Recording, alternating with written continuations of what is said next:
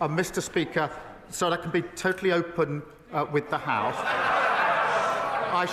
I should also disclose that the Metropolitan Police have been in touch with my office this morning to raise issues about anything that would prejudice their investigations. We're in discussion with them about that, and I hope to be able to update the House, but I do think I should make that clear to the House at this point, because those discussions are ongoing.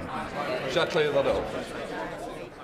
I'm going to come to the humble address in a moment, but the Prime Minister cannot blame the process. He did know it was on Google. If the Conservative Research Department could find this information out, why couldn't Number 10? On the 10th of September, when we knew this, I asked him at that dispatch box, he gave Mandelson his full confidence at that dispatch box, not once, but twice. He only sacked him after pressure from us. I am asking the Prime Minister something very specific, not about the generalities of the full extent. Can the Prime Minister tell us, did the official security vetting he received mention Mandelson's ongoing relationship with the paedophile Jeffrey Epstein? Prime Minister. Yes, it did. As a result, various questions were put to him.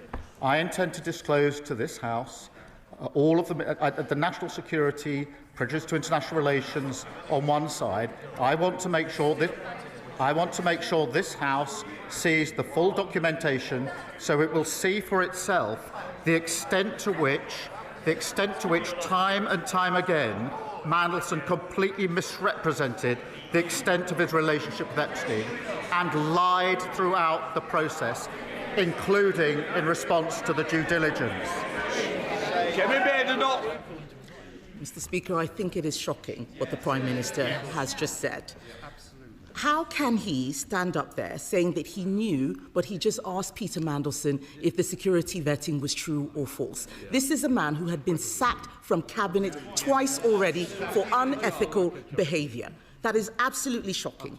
And that is why later today, my party will call on the government to release all documents relating to Mandelson's appointment, not just the ones the Prime Minister wants us to see. Because this government is trying to sabotage that release with an amendment to let him choose what we see, the man who appointed Mandelson in the first place.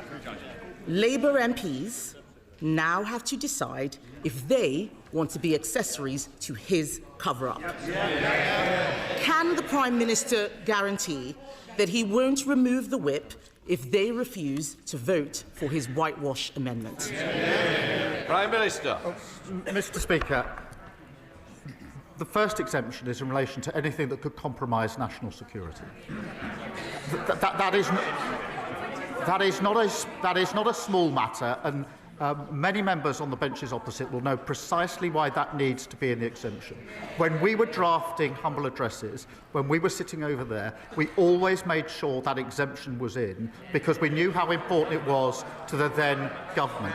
I don't think I've seen a humble address without that in, because and just to be clear, to vote to release something that would prejudice national security is wrong in principle. The second exemption is in relation to things that would prejudice international relations. There will be discussions about security and intelligence and trade, which are highly sensitive to the two countries involved and to third countries. Well, they have to ask themselves whether they want to vote to prejudice our national security. I don't think they do. I don't think, in fairness, that they do. But can I reassure the House, Mr. Speaker?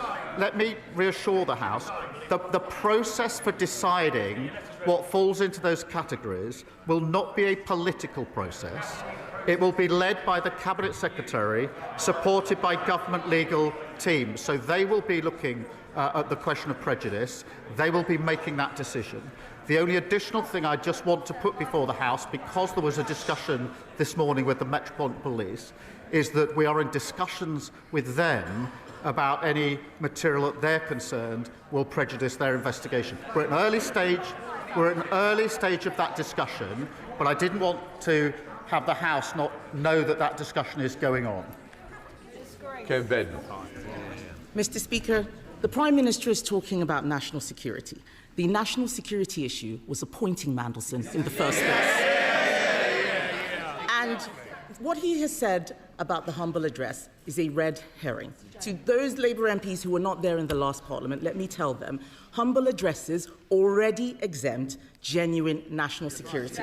This is not about national security, this is about his job security. His amendment lets him withhold anything to do with international relations. But this whole appointment is to do with international relations. So if they're voting for it, they are voting for the cover-up. If the Prime Minister is serious about national security concerns, then he should ask the Intelligence and Security Committee to decide which documents should be released. Will he commit to doing so here and now? Prime Minister. Mr Speaker, I've set out the process. It won't be a political process. It will be led by the Cabinet Secretary, supported by the government legal teams.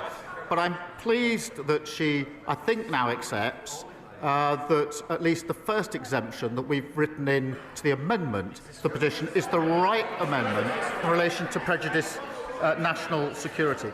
But she and others behind her will understand that because of the breadth of what's asked for, and we're doing everything we can to make sure this is fully transparent and disclosed, but she and those behind her will understand from their own experience in government the sensitivity of information about security and intelligence and trade relations that are inevitably caught in exchanges of the nature that are being asked for. And it is right that anything that prejudices, not touches on, prejudices international relations is protected within the disclosure.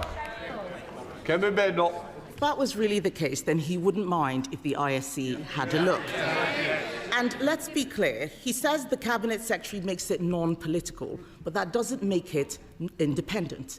What we want is an independent look. The ISC is independent. The Cabinet Secretary works for him. We know that there will be a cover-up because this implicates the Prime Minister and his Chief of Staff, Morgan McSweeney, a protege of Peter Mandelson. The Prime Minister chose to inject Mandelson's poison into the heart of his government on the advice of Morgan McSweeney. His catastrophic lack of judgment, telling us now that he did know, has harmed the special relationship, it has endangered national security, it's not the humble address, it's him, it's compromised our diplomacy, and it has embarrassed our nation. After all of this, does he have the same full confidence in Morgan McSweeney that he had in Peter Mandelson?